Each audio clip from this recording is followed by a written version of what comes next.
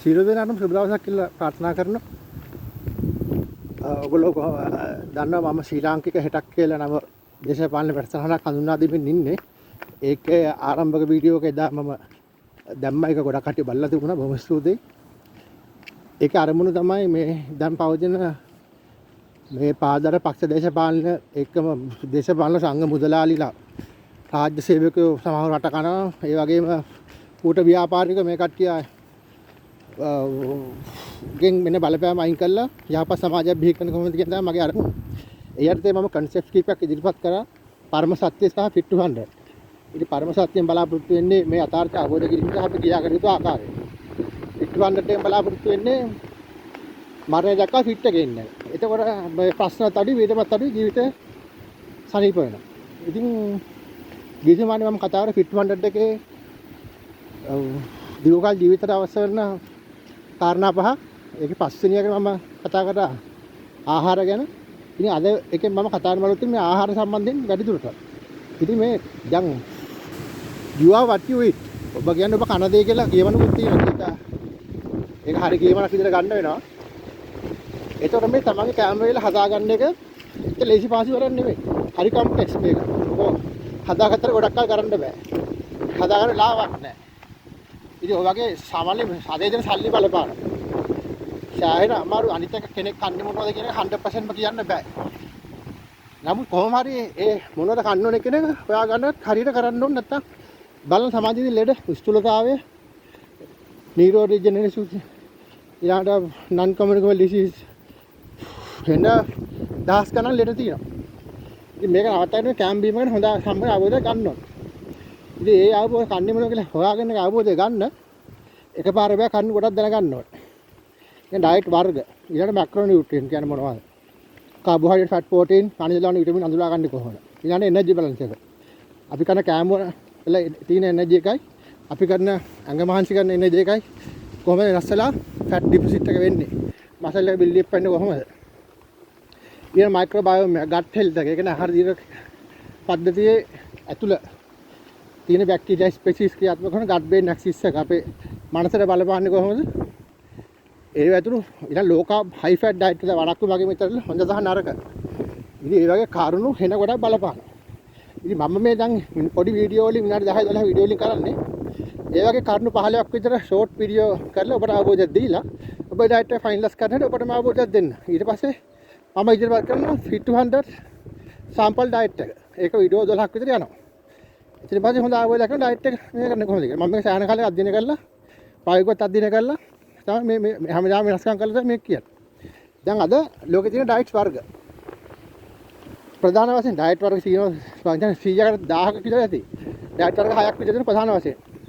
අපි බලමු ආදිමානවයාගේ ඩයට් එක. දැන් ආදිමානවයා මස් බකෑවය කියලා කතාව තමයි ගොඩක් වෙලාට යන්නේ. එහෙම මේ කියලා සාධක හොයාගන්න බෑ. එහෙම මේ කියලා.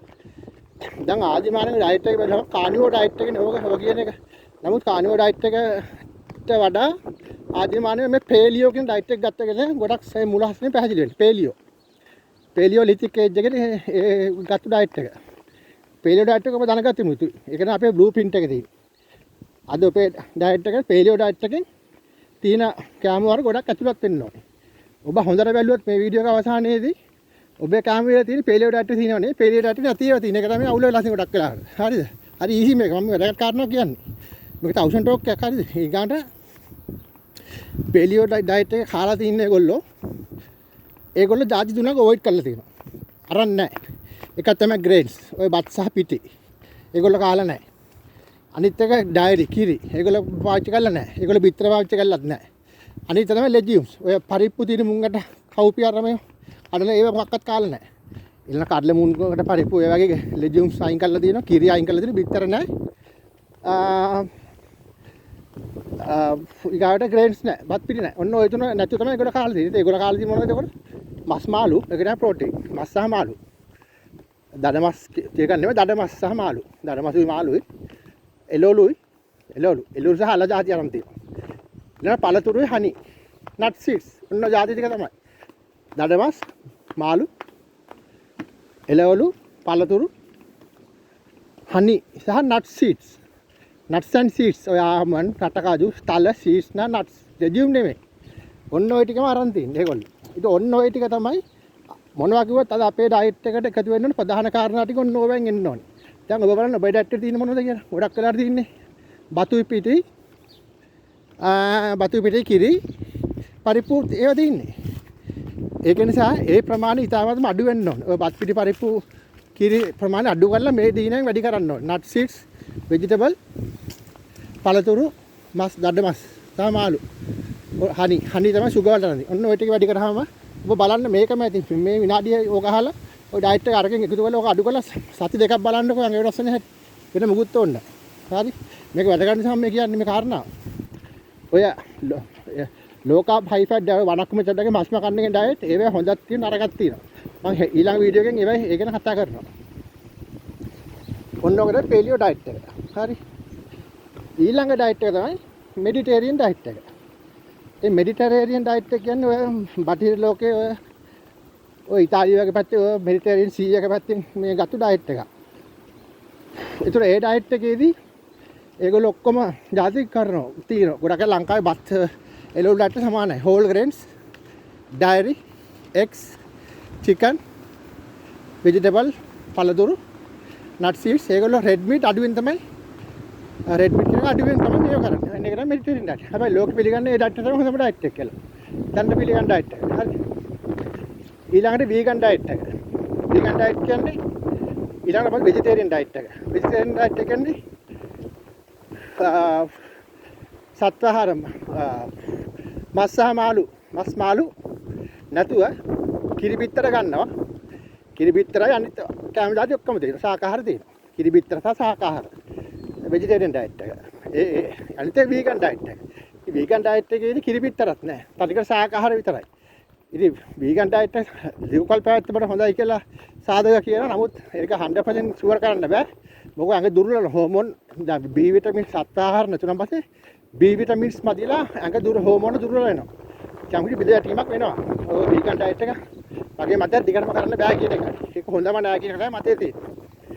ඉතින් ඊළඟට අපි උල්ල paleo, mediterranean, vegan, vegetarian ඔන්න ඔය diet එක තමයි ප්‍රධානම diet එක. ඊට පස්සේ ඉතින් තව diet හදාගෙන ඉන්න එක කට්ටියට ඔන්නට තව තියෙනවා blue zone diet එක. ඒක ජපානයේ ඉන්න කට්ටිය ගොඩක් කල් ජීවත් වෙනවා කියලා. ඒගොල්ලෝ සාකාහාර ගොඩක් කනවා nuts මේ පරිප්පු වල legume සාකාහාර සහ legumes ගොඩක් ගන්න. ඒගොල්ලෝ. ඉතින් ඒගොල්ලෝ මස් මාළු අඩුවෙන් කරනවා කියලා තියෙන්නේ. නමුත් ඒගොල්ලෝ මස් මාළු අඩුවෙන් කරනවා කියන්නේ හරියටම ෂුවර් කරනවා සමහර වෙලාවට ඒගොල්ලෝ පෝකුත් කරනවා කියලා. මම නම් බැලුවම තේරෙන්නේ ඒගොල්ලෝ මේ ඉරාව්වේ වැඩ කරන කට්ටිය ඔක්කොම ගාඩන් වල ජපානයේ එළියේ වැඩ කරන නිසා මොනවා කෑවා සමහරලාට මේ ලෙඩ වෙන්නේ නැහැ. එළියේ වැඩ කරන විටමින් D එනවා. ඒක නිසා ඒගොල්ලන්ට ශක්තිය අවශ්‍යයි. එතකොට grains සහ ඩාල් legumes වගේ කාලා ඉන්න පුළුවන්. ඒගොල්ලෝ මාළු කනවා. ඉතින් ඒක තමයි ඩයට් එක. ඒගොල්ලන්ගේ ශරීරය හරි චුට්ටිනේ. ඒගොල්ලන්ගේ ශරීරය හරි පොඩි. ඉතින් ඒ පොඩි ශරීර වලට හරියන ඩයට් එක සමහරවල් ලොකු ශරීර තියෙන කට්ටිය හරියන්නේ නැහැ. ප්‍රෝටීන් එකතු වෙනවා. ඉතින් මේ ඒ ඩයට් එක. ඉතින් මම රෙකමන්ඩ් කරන්නේ ඔය paleo type diet එකට තමයි ගන්න ඕනේ. paleo type diet එක ඊගාවට ඔය ශක්තියට මේ බත් ටිකක් සහ අල ටිකක් තමයි එකතු කරන්න ඕනේ. paleo diet එකට බත් වලයි බත් එක ප්‍රමාණයක් සහ අල පොඩි ප්‍රමාණයක් තමයි එකතු කරන්නේ. ඒක තමයි diet එකේ. ඉතින් එතන තව කාරණා කතා කරනවා. ඊළඟට වැඩගත් වෙනවා කොච්චරක් කනවද?